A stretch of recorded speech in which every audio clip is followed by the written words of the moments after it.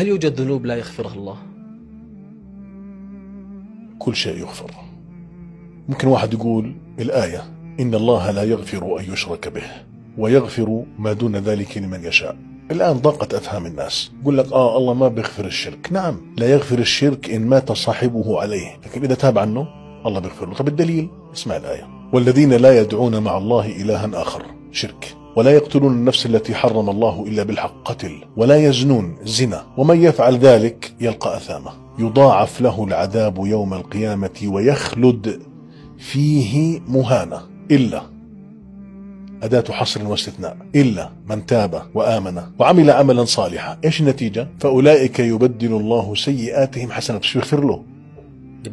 يبدل الله سيئاتهم حسنات وكان الله غفورا رحيما. وقال سيدي صلى الله عليه وسلم: الإسلام يهدم ما كان قبله.